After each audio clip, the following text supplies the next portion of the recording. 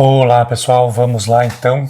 Queria começar o nosso projeto e fico na expectativa de que as coisas se esclareçam, né, à medida que a gente avança, que eu até já recebi alguns comentários de pessoas que viram a nossa introdução e ficaram pensando assim, mas o que tem que ver, né, o tarô com uma biografia e tal.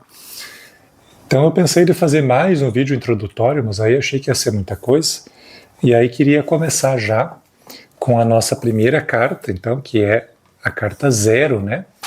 No tarô, a gente tem, eu não sei se são 20 ou 21 arcanos maiores, e o louco, né? Que é a carta 0, que pode ser colocado em qualquer lugar do baralho. Toda essa questão das cartas do tarô, da perspectiva que a gente vai usar aqui, pessoal, tem muito mais a ver com a questão simbólica. Por exemplo, o louco é a carta 0, isso já permite um monte de elucubrações, né, de construções. Por que a carta vinculada ao 0 é chamada de louco? E aí, quando a gente vai olhar o desenho na carta, também tem elementos muito próprios, muito singulares. Eu vou ver se eu consigo deixar para vocês uma imagem de uma carta do tarô, né, do louco, para vocês acompanharem. Mas aqui no texto, então, do professor Francisco, né, como eu mencionei da última vez, eu vou me basear nesse texto aqui, Na Estrada com Jung. É um livro do professor Francisco Ritter, foi meu professor aqui na psicologia da UFSM, e nesse texto ele faz uma costura, né, ele aproxima as cartas do tarô e episódios da vida do Jung.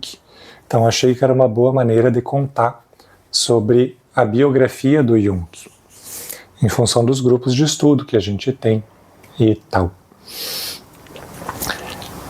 Uma ideia que precisa ficar clara, né, é que o tarô, ele é usado e é entendido como uma jornada do herói.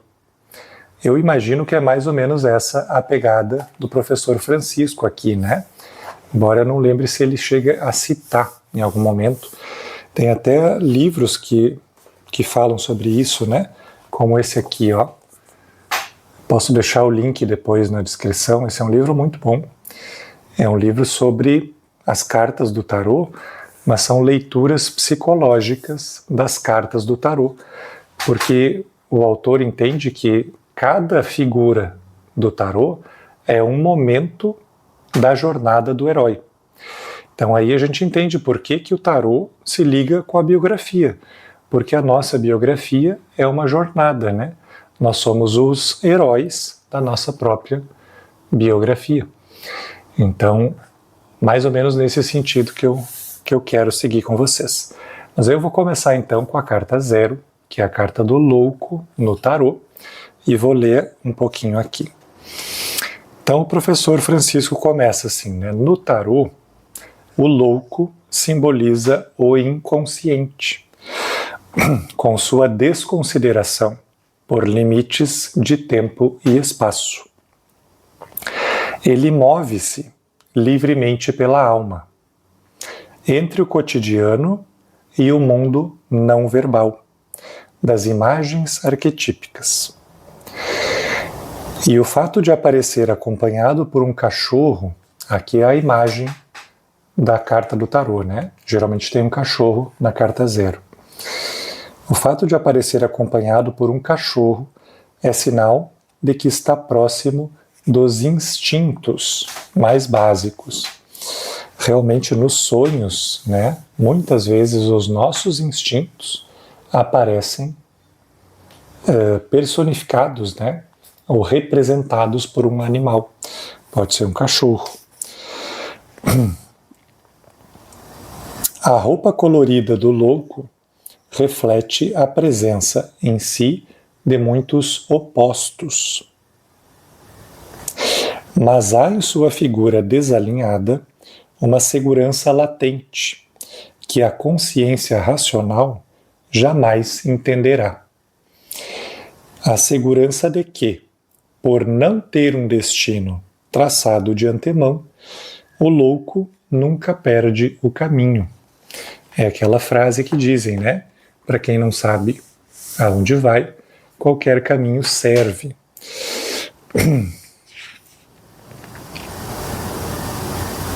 Assim também o zero, que é o número, né, dessa carta, é a representação paradoxal que indica o vazio, mas também o limite circular, que envolve toda a experiência humana.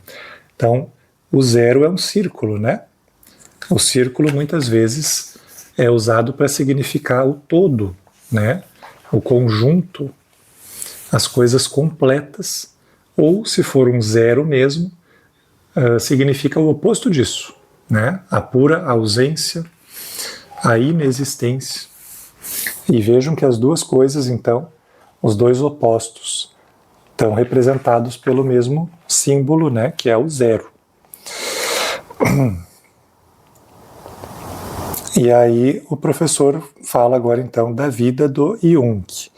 Ele escolheu apresentar essa jornada do herói colocando a carta zero no ano de 1887, quando o Jung tinha 12 anos. Então ele diz assim: aos 12 anos, o jovem Jung levava uma vida bastante pacata, dividida entre brincadeiras e passeios. Como sua irmã ainda era muito pequena, o rapaz dedicava-se a passeios solitários e à criação de companheiros imaginários. Esse isolamento não facilitou sua entrada na escola primária. De fato, né, o Jung foi muito sozinho quando criança. Ele só teve uma irmã, acho que já aos 9 anos, mas aí ele já era muito adulto para ela, né? E, então ele ficou sozinho até praticamente a adolescência, ali, a idade adulta. Tem um amigo dele, que é o Eri, não sei como é que chama o nome dele, mas nas biografias ele comenta que o Jung era assombrosamente isolado, solitário, né? Esse Eri ficou amigo dele ao longo da vida, mas ele lembra que ele ia lá visitar o Jung e o Jung parecia um autista, tipo, ele ficava no mundo dele, com as brincadeiras dele, e não falava com um amigo. Então o cara ganhou a amizade na insistência aí, né? Mas continuando aqui o professor, né? Ele coloca assim: assustado, Jung hesitava em assumir o seu lugar no grupo de meninos de sua idade. Muitas vezes até o quieto e introvertido garoto entrava em sérios atritos com os colegas, e por isso as brigas eram comuns. Numa delas, ele desmaiou após levar um soco e bater com a cabeça. Então, nesse episódio, o Jung briga com um colega e ele estava realmente tendo dificuldade de se entrosar, né? Porque ele era pobre, né? A família era pobre, eles moravam muito longe. O Jung não tinha esse traquejo social, então dá para a gente imaginar que ele sofria bullying, né? Vou colocar assim, em termos mais atuais. Ele era um cara que os colegas vinham com desconfiança e tal. E aí quando ele brigou com esse menino e caiu no chão, né? Ele viu que todo mundo ficou assustado e ele exagerou, então, o impacto dessa queda e ficou desmaiando, né? E sempre que se falava na briga, ele desmaiava de novo. E isso durou meses, até que o pai dele tem uma conversa aqui que o professor vai contar. Esse estado anormal de coisas, né? Então o Jung não querendo ir para a aula, porque tinha todo esse clima ruim, mas desmaiando, né? Meio que simulando um desmaio. Esse estado anormal durou até o dia em que o menino ouviu, sem ser notado, a conversa de seu pai, conversando com um amigo, né? Aí o pai se dizia preocupado porque não sabia como é que o Jung ia se manter na vida adulta se ele continuasse doente. Porque logo, né, os pais iam faltar, iam acabar envelhecendo, e o Jung precisava se manter, ganhar a vida. Como que ele ia fazer isso estando doente desse jeito? E aí diz o professor aqui, né, como um raio, a lucidez voltou à alma de Jung. Ele pôs-se de pé imediatamente e voltou à escola, mais dedicado do que nunca. O medo de ser considerado um doente mental saltou-lhe aos olhos. E aí ele vai contar, né, nessa época aqui, acaba acontecendo o famoso sonho da catedral. O sonho da catedral é um sonho que o Jung teve, eu não sei se antes ou depois dos desmaios, né? Pelo texto do professor aqui, parece que foi depois. Mas ele sonhou, pensou, né? Imaginou Deus como uma figura humana lá no céu, em cima de uma igreja muito bonita que ele estava, que ele via no passeio dele, né? Indo para o colégio e voltando para casa. Mas na imaginação dele, Deus acaba soltando um baita de um cocôzão em cima dessa igreja. E o Jung era filho de um padre, né, um pastor. Então ele fica muito mobilizado por esse pensamento, porque ele achava que ele não podia pensar algo assim, né? Mas ele não consegue se impedir de pensar e fica em altos conflitos internos, tudo isso com 12 anos, né? Aí o professor apresenta esse sonho e comenta aqui na página 14. O sonho relatado acima fala evidentemente da discordância de Jung com relação ao saber estático e formalizado de seu pai, que era um representante da igreja, né?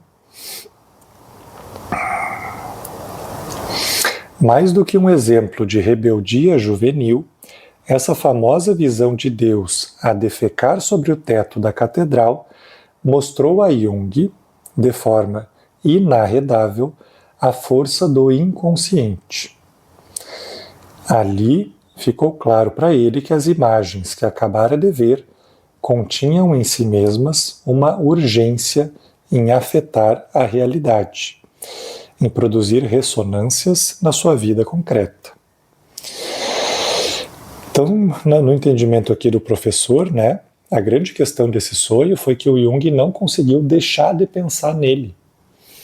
O Jung tinha uma ideia de o que era certo ou errado, né, do que era esperado dele, mas ele percebeu também que certas coisas a gente não faz apenas a partir do nosso controle ou daquilo que se espera da gente. Certas coisas se impõem a nós.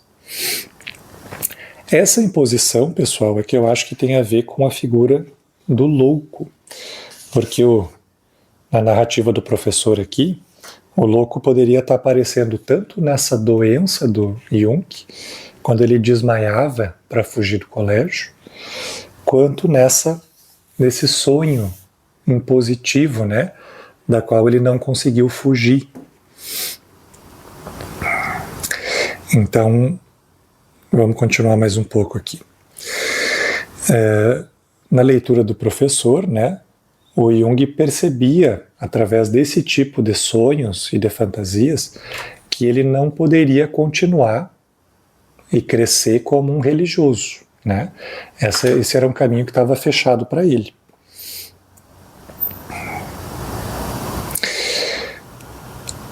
O que o Jung ia percebendo, né, o que começa a aparecer na vida do Jung, então, é essa ideia de que através de símbolos o inconsciente quer agir sobre a realidade.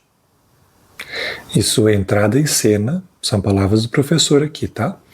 Pode gerar uma grande desordem na vida cotidiana.